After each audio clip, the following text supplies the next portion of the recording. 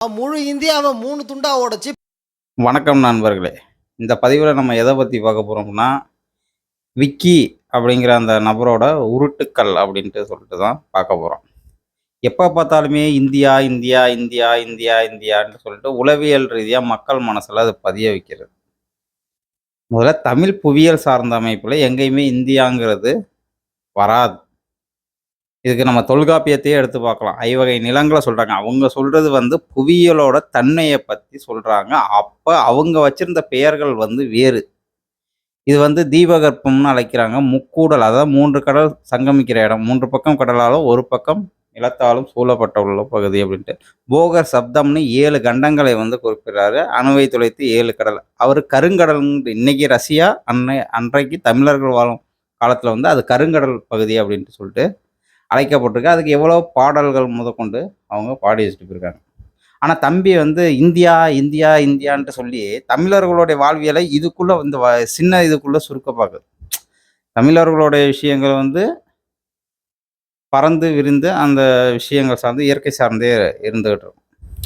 அதுக்கு ஒரிசாப்பாலே பல இடத்துல போயிட்டு தமிழ் பேர்கள்லேயே இன்னும் நிறையா விஷயங்கள் இருக்கு அப்படின்ட்டு இருக்கும் பட்சத்தில் தமிழர்கள் எங்கெல்லாம் அதை கட்டமைச்சாங்க அப்படின்ட்டு. ஆனால் இந்த தம்பி என்ன சொல்கிறாப்புல அப்படின்னா, இந்தியா இந்தியா அப்படின்னு சொல்லிட்டு, இந்தியாங்கிறதே பிரிட்டிஷ்காரன் போகிறப்ப சொல்லி வச்சுட்டு போனது. இந்தியாங்கிறது அதுக்கு முன்னாடி எங்கேயுமே தமிழ் நூல்களில் கிடையவே கிடையாது.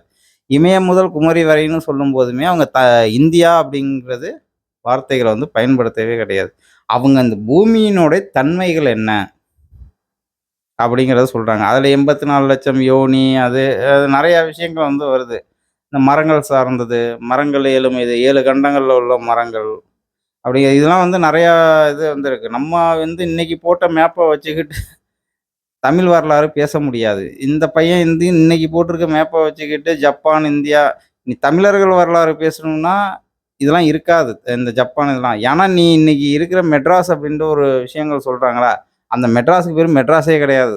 அவங்க இதில் கம்பாலாப்பட்டன் அப்படிங்கிற ஊராக இருந்துச்சு. நீங்கள் சொல்கிற வியாசர்பாடிங்கிறது அங்கே தான் வைணவ தத்தன் அப்படின்ட்டு. இது சந்திர ரேகைங்கிற நூலில் கோரக்கர் சித்தர் குறிப்பிட்டிருக்கார். முதல்ல இதெல்லாம் ஆய்வு பண்ணிவிட்டு அப்புறம் என்ன நடக்குதுன்ட்டு பேசணும். சும்மா எதுக்கு எடுத்தாலும் இந்தியா இந்தியா இந்தியா அப்படின்னு சொல்லிட்டு ஒரு உருட்டு உருட்டுறது. அடுத்த பதிவில் பார்ப்போம்.